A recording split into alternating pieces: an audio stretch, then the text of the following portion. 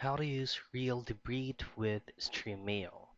Now, the very first thing that you have to do is to use any preferred web browser because we'll need to have or we'll need to visit Real Debrid's official site. So I'm going to be using Google Chrome for this video and just head directly to real-debrid.com. Now, this is the pre-login or pre-sign up that is currently showing right now.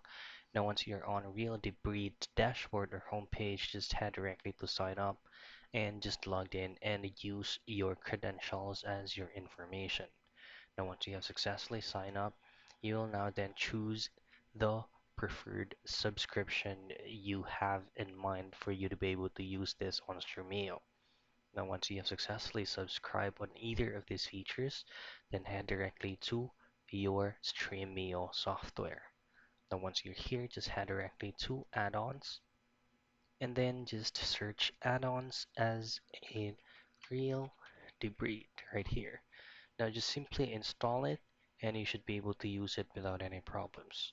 And that's it. That's how you use Real Debrid with Stremio.